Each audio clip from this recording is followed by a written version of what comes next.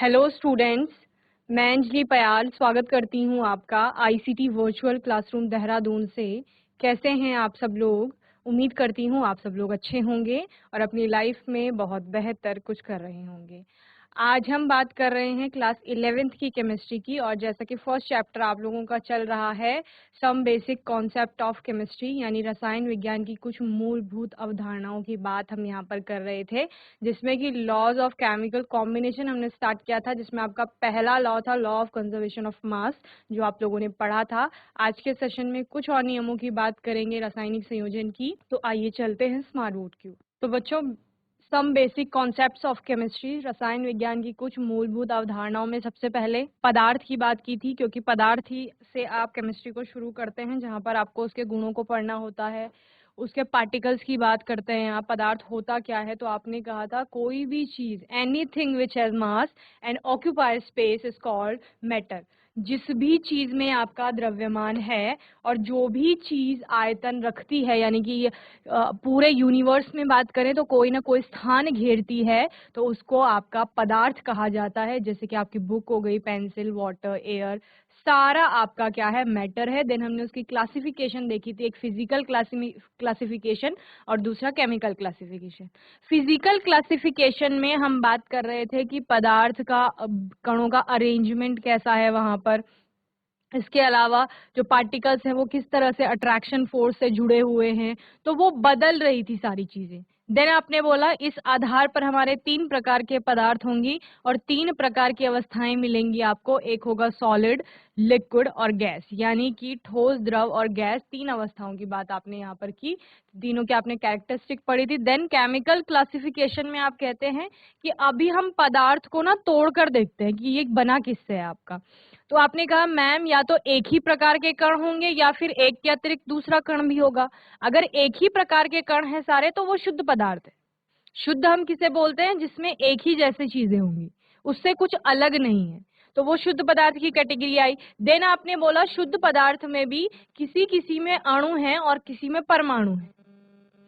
कोई तो एक ही प्रकार के परमाणुओं से मिलकर बना हुआ है, वहीं कोई ऐसा है जो एक प्रकार के अणुओं से मिलकर के बना हुआ है। तो फिर शुद्ध पदार्थ यानी प्योर सब्सटेंस को फर्दर क्लासिफाई किया गया एलिमेंट्स और कंपाउंड्स में। ओके, एलिमेंट्स को आपने बोला जो एक ही प्रकार के परमाणुओं से मिलकर बने हैं, और कंपाउंड्स को आपने बोला जो एक ही प्रकार के अणुओं से मिलकर के बने हुए हैं। ओके, देन आपने जो आपका प्योर सब्सटेंस के अलावा दूसरा आपका सब्सटेंस था, यानी दूसरे प्रकार के पदार्थ है जिनमें एक के अतिरिक्त दूसरा पदार्थ का कण भी आ रहा है, उनको आपने इम्प्योर सब्सटेंसेस यानी अशुद्ध पदार्थ या मिक्सचर कहा। देन मिक्सचर भी आपके फर्दर 2 टाइप के होंगे। एक जहां पर कण जो हैं समान रूप से आपके मिल रहे हैं, उनका संगठन समान रूप से मिल रहा है, तो उनको आपने होमोजीनस यानी आपका समांग मिश्रण कहा। और दूसरा जिनमें कंपोजिशन समान नहीं था, उनको आपने हेट्रोजीनस मिक्सचर कहा। तो इस तरह से आपने क्लासिफाई किया। देन यूनिट्स ऑफ मेजरमेंट में हमने फंडामेंटल यूनिट्स देखी, एसआई यूनिट्स देखी, और अपनी बेसिक यूनिट्स की हमने डेफिनेशंस भी देखी कि किसका मतलब क्या होता है। मास और वेट को आप लोगों ने समझा, टेम्परेचर के बारे में पढ़ा, कुछ और क्वांटिटी देखी कि उनका किसी फिजिकल, अगर हम क्वांटिटी की बात कर रहे हैं तो उसको मेजर कौन सी यूनिट में किया जाएगा, और मेजर किया जाएगा तो उसका सिंबल क्या होगा, ये सब हमने यहाँ पर पढ़ा। साइंटिफिक नोटेशन, क्योंकि यहाँ पर नंबर्स बहुत बड़ी संख्या में आते हैं या बहुत छोटी संख्या में आते हैं, ठीक है, तो उनको हम सिंप्लीफाई करके कैपिटल एन इंटू 10⁻⁴ एन की फॉर्म में लिखते हैं, जहां पर कैपिटल एन आपका डिजिट टर्म होता है और स्मॉल एन होता है एक्सपोनेंट हैविंग पॉजिटिव और नेगेटिव वैल्यू। ओके, यानी पावर की फॉर्म में आप उसको लिख देते हैं। ओके, देन आपने क्या बोला, अगर हम डेसिमल को लेफ्ट को शिफ्ट करते हैं, जैसे कि ये पहला डिजिट था आपका, पहला नंबर है आपका, जहां पर डेसिमल इस 0 के बाद यहाँ कहीं है, ठीक है ना, तो आपने बोला मैम अब हम इस डेसिमल को यहाँ से 1 और 2 के बीच में शिफ्ट करेंगे, तो जितनी प्लेस आप लेफ्ट की साइड में शिफ्ट करेंगे उतना पावर आपका पॉजिटिव में जाता है। ओके, यहाँ पर आपने 7 प्लेसेस शिफ्ट किया है डेसिमल को, 7 स्थान उसको क्या है, खिसकाया है बाईं ओर, तो आपने 10 की घात 7 लिखा है, जो कि धनात्मक में है। देन यहाँ पर आपका 0 यहाँ था और इसको आप 4 और 5 के बीच में यहाँ लाए हैं, तो आपने 3 प्लेसेस उसको शिफ्ट किया टुवर्ड्स राइट। ओके, दाईं ओर को आपने उसको 3 स्थान छोड़ करके शिफ्ट किया है, तो यहाँ पर आपकी जो पावर आएगी वो माइनस में आ रही है, ठीक है, 10⁻³ आ रहा है। तो इस तरह से साइंटिफिक नोटेशन हम लोग लिखते हैं। देन इन मैथमेटिकल ऑपरेशन किस प्रकार किया जाता है, यानी कि अगर आपको मल्टीप्लिकेशन करना है, डिवीजन करना है या एडिशन सब्ट्रैक्शन करना है, इनका तो कैसे होगा, क्योंकि पावर भी है ना साथ में। तो आपने बोला अगर हमें मल्टीप्लिकेशन करना है तो मल्टीप्लिकेशन में हमारी जो पावर होती है वो जुड़ जाती है, बाकी जो डिजिट टर्म है वो तो मल्टीप्लाई हो जाएगी, लेकिन जो पावर्स हैं वो आपस में जुड़ जाती हैं। वहीं पर आपने डिवीजन में बोला कि पावर हमारी क्या हो जाएगी, माइनस हो जाएगी। नेक्स्ट एडिशन और सब्ट्रैक्शन में क्या होता है, एडिशन और सब्ट्रैक्शन में आप करते हैं दोनों पावर को एक समान करेंगे, जितनी भी आपके मतलब जितना भी आप एडिशन करने वाले हो, सब्ट्रैक्शन करने वाले हो डिजिट्स का, उनकी जो पावर्स होंगी आगे 10 की पावर में जिसे लिख रहे हो, उन पावर्स को समान करेंगे, एक जैसा बनाएंगे, देन आपका एडिशन या सब्ट्रैक्शन होगा। ओके, जैसे आप लोग करते ही हैं नॉर्मली।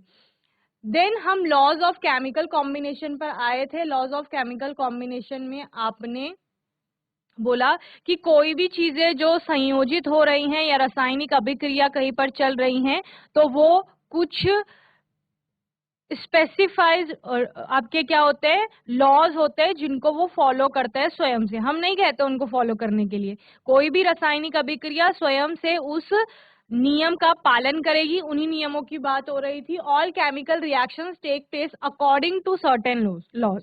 जितनी भी रासायनिक अभिक्रिया होती हैं वो आपकी कुछ जो रासायनिक संयोजन के नियम हैं उनको फॉलो करते हैं, ठीक है। These laws are known as laws of chemical combination. इन्हीं को क्या कहा जाता है, आपका लॉज ऑफ केमिकल कॉम्बिनेशन कहा जाता है। ओके, देन इस लॉज ऑफ केमिकल कॉम्बिनेशन में आपने सबसे पहले किसकी बात की थी, द्रव्यमान संरक्षण के नियम, यानी लॉ ऑफ कंजर्वेशन ऑफ मास के बारे में आप लोगों ने यहाँ पर देखा था। ओके, जिसमें कि आपने बोला एंटोनी एल लेवोजियर द्वारा इसको प्रस्तुत किया गया था 1790 में, और उन्होंने बताया कि अभिकारकों का जो कुल द्रव्यमान होगा वो उत्पादों के कुल द्रव्यमान के बराबर होगा। This law put forth by Antony Lavoisier in 1789. According to this, it states that the total mass of reactants is equal to the total mass of the products. Okay, क्या कहा गया, देखो कोई भी रासायनिक अभिक्रिया हो रही है,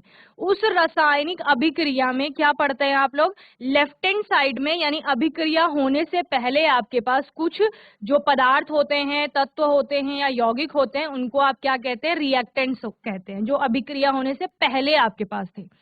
देन आप अभिक्रिया हुई, अभिक्रिया होने के बाद आपको कुछ उत्पाद मिलते हैं, यानी कि कुछ और नए पदार्थ बनेंगे, उन नए पदार्थों को आप क्या कहते हैं, उत्पाद, यानी कि प्रोडक्ट। तो जितना अभिकारकों का कुल द्रव्यमान था अभिक्रिया से पहले, अभिक्रिया होने के पश्चात उत्पादों का कुल द्रव्यमान भी उतना ही रहता है, यानी द्रव्यमान संरक्षित हो रहा है। आप कहते हैं द्रव्य ना तो उत्पन्न होता है, न ही उसे नष्ट किया जा सकता है, यानी जब द्रव्य उत्पन्न ही नहीं होगा, कोई नया पदार्थ एक्स्ट्रा मात्रा में बन ही नहीं रहा है, तो फिर द्रव्यमान भी अफेक्ट नहीं होगा, यानी कि वो बढ़ेगा नहीं। अगर द्रव्य नष्ट नहीं हो रहा है, वहां पर द्रव्य नष्ट नहीं होगा तो द्रव्यमान में कमी नहीं आएगी, द्रव्यमान में कमी नहीं आई यानी तो द्रव्यमान उतना ही रहेगा, तो द्रव्यमान संरक्षित रह रहा है, कुल द्रव्यमान बराबर है आपका दोनों जगह। ओके, तो यही आपका क्या है, लॉज ऑफ केमिकल कॉम्बिनेशन में पहला law, law of conservation of मास है। ओके, चलिए इसका एग्जाम्पल लेके चलते हैं हम लोग। हमारे पास एक रिएक्शन है जहां पर हमारे पास CH4 यानी कि मीथेन था, जो आपका ऑक्सीजन के साथ जुड़ करके कार्बन डाइऑक्साइड प्लस वाटर को फॉर्म कर रहा है। ओके, रिएक्शन को बैलेंस कर लेंगे।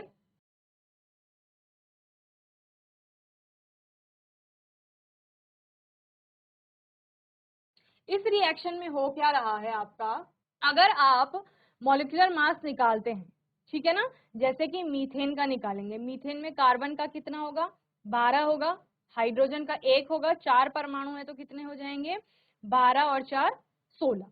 तो यहाँ पर 16 ग्राम आपका मीथेन है आपके पास। ओके, ऑक्सीजन आपके पास कितनी है, एक ऑक्सीजन का 16 2 ऑक्सीजन का O2 का कितना हो जाएगा 32, और फिर यहाँ पर तो आपके पास 4 ऑक्सीजन है, 2 और है यहाँ पर, तो कितना हो गया 2 इंटू 32 आप लिख सकते हो, इतने ग्राम।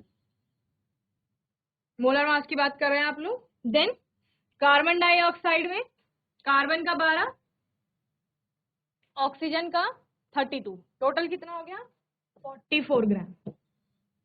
क्लियर। H2O की बात करेंगे तो कितना हो जाएगा,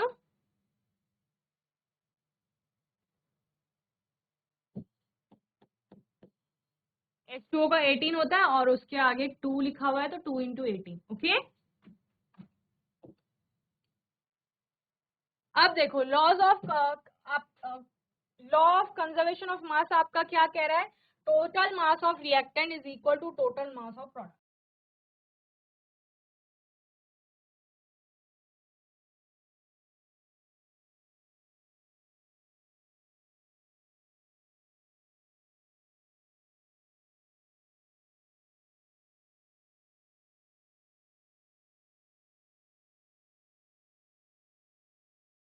okay, total mass of reactant कितना है 16 ग्राम प्लस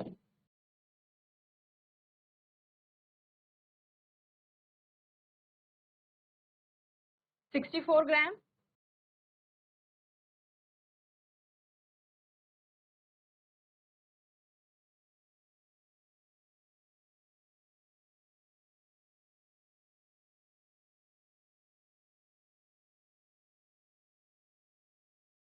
ये हो जाएगा। अब देखो दोनों को ऐड करके देख लो,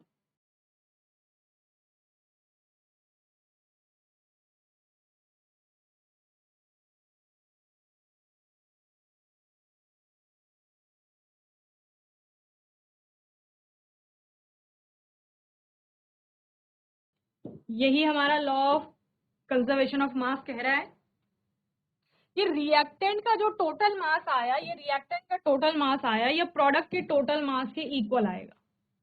ओके, यहां पर हमने 12 ग्राम कार्बन और 32 ग्राम ऑक्सीजन के बीच में अभिक्रिया की थी।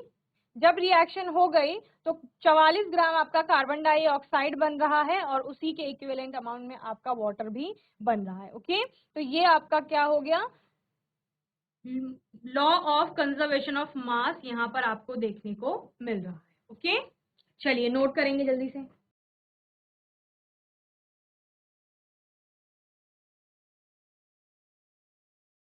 देखो हमने यहाँ पर बैलेंस क्यों किया इक्वेशन को, जो हमारे पास पहले रिएक्शन के लिए हमने इक्वेशन लिखी थी, हमने बोला ये असंतुलित है, यानी कि आपकी बैलेंस नहीं है। ओके, देन हमने उसको बैलेंस किया। बैलेंस करना क्यों आवश्यक है, क्योंकि हर एक अभिक्रिया आपका द्रव्यमान संरक्षण के नियम का पालन कर रहा है, और द्रव्यमान संरक्षण का नियम कह रहा है कि अभिकारकों का कुल द्रव्यमान उत्पादों के कुल द्रव्यमान के बराबर होना चाहिए। अगर आप यहाँ पर रासायनिक अभिक्रिया के लिए जो समीकरण दी गई थी उसको संतुलित नहीं करते, तो आपका जो टोटल मास ऑफ रिएक्टेंट है वो टोटल मास ऑफ प्रोडक्ट्स के इक्वल नहीं आता। ओके, तो इसीलिए हम इनको क्या करते हैं, संतुलित करते हैं। 10th क्लास में आपने सीखा था रासायनिक अभिक्रियाओं को के लिए जो समीकरण है उनको संतुलित करना, तो वहां पर भी आप यही पढ़ते हैं कि द्रव्यमान संरक्षण के नियम का चूंकि पालन हो रहा है, और अगर हमें उसकी पुष्टि करनी है कि यहाँ पर द्रव्यमान संरक्षण का पालन किया जा रहा है रासायनिक अभिक्रिया के द्वारा, तो हमें संतुलित करनी होगी किसी भी रासायनिक अभिक्रिया के लिए जो समीकरण दी गई है उसे। ओके, चलिए एक और एग्जाम्पल लेते हैं। सोडियम कार्बोनेट है आपके पास, जिसकी अभिक्रिया हो रही है इथेनोइक एसिड से,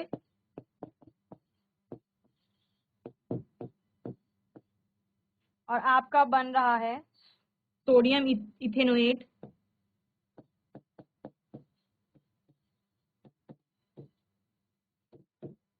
और साथ में सोडियम हाइड्रोजन कार्बोनेट। यहां पर आपका हो क्या रहा है, एग्जाम्पल, इस एग्जाम्पल में आपका सोडियम कार्बोनेट इथेनोइक एसिड के साथ अभिक्रिया करके सोडियम इथेनोएट और साथ में आपका सोडियम हाइड्रोजन कार्बोनेट बना रहा है। ओके, 5.3 ग्राम यहाँ पर सोडियम कार्बोनेट लिया गया है और साथ में 6 ग्राम आपका इथेनोइक एसिड है। क्या कहा मैंने,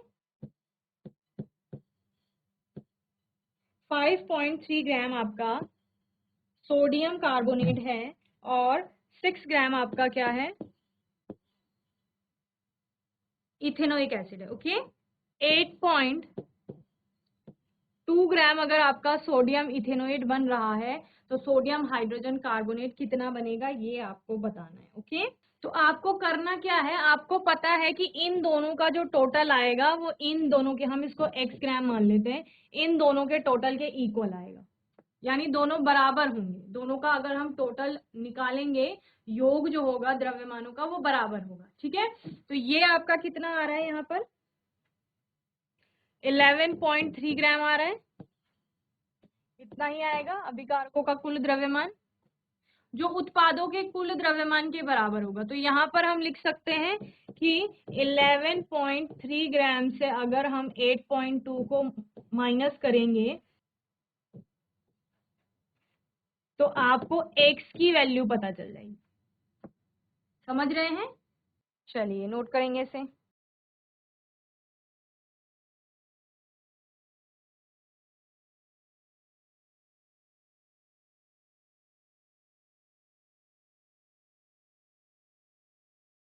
थ्री 3.1 ग्राम आपका क्या आ जाएगा, NaHCO3 आ जाएगा। ओके, चलिए नेक्स्ट लॉ देखते हैं। सेकंड है आपका लॉ ऑफ कांस्टेंट कंपोजिशन या डेफिनेट प्रोपोर्शन भी आप इसको कहते हैं, स्थिर अनुपात का नियम। ठीक है, जिसको आपके फ्रेंच केमिस्ट जोसेफ प्राउस द्वारा दिया गया था, उन्होंने इस नियम के बारे में बताया। और ये नियम है क्या, स्थिर अनुपात का नियम। स्थिर अनुपात, और स्थिर अनुपात किसका है, द्रव्यमानों का है। द्रव्यमान संरक्षण में भी आपने द्रव्यमान की ही बात की, और स्थिर अनुपात का नियम भी आपका द्रव्यमान की ही बात करेगा और द्रव्यमान के अनुपात की बात करेगा। अब यहाँ पर जो भी आपका यौगिक बन रहा है, कोई भी यौगिक जो आपने पूरे अपने यूनिवर्स में कहीं पर भी कोई भी कंपाउंड देखा है, उस कंपाउंड में क्या होते हैं, आपके एलिमेंट्स होते हैं, एलिमेंट्स के एटम्स होते हैं। ठीक है ना, तो यानी एलिमेंट आपस में कंबाइन होते हैं, उनके एटम आपस में कंबाइन होते हैं, तब आपका कंपाउंड फॉर्म होता है। तो स्थिर अनुपात का नियम कहता है कि कोई भी जो कंपाउंड फॉर्म हो रहा है, चाहे वो किसी भी प्रोसेस से फॉर्म हो रहा हो, किसी भी प्रक्रिया में वो बन रहा हो, किसी भी रासायनिक अभिक्रिया का वो उत्पाद हो, वो यौगिक में जो तत्व हैं उनका हमेशा द्रव्यमान का एक निश्चित अनुपात रहता है, स्थिर अनुपात रहता है। यही आपका स्थिर अनुपात का नियम है। ठीक है, अब समझिए कैसे। सबसे बेसिक एग्जाम्पल ले लेते हैं H2O का, जिसको हमेशा से ही पढ़ते आ रहे हो। ठीक है, वाटर की बात हमेशा करते हैं। क्या क्या है इसमें, हाइड्रोजन और ऑक्सीजन है। जल को आप, इस H2O को आप कहीं से भी ले लो, जल को आप नदी से ले ले, तालाब से ले ले, आप लैब में उसको बना ले किसी रासायनिक अभिक्रिया में, झील का पानी ले लो, बारिश का पानी ले लो, कहीं से भी पानी को ले लो, हमेशा वो H2O के रूप में ही आपको मिलेगा।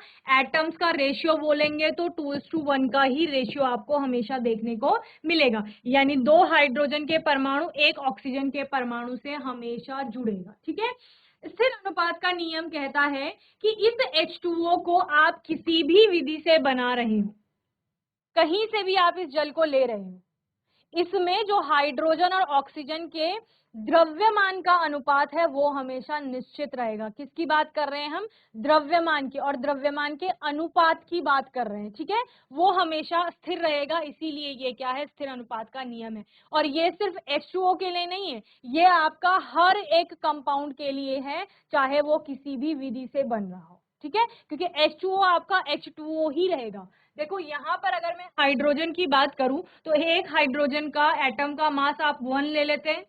ठीक है ना, एक 2 का कितना हो गया, 2:1 हो गया। अब अनुपात निकालना है किसके रिस्पेक्ट में, हाइड्रोजन और ऑक्सीजन का अनुपात देखना है। तो ये हाइड्रोजन का हो गया, दूसरा ऑक्सीजन का आएगा। ऑक्सीजन का कितना है, 16 है, एक ही ऑक्सीजन है यहाँ पर, तो क्या होगा 2:16।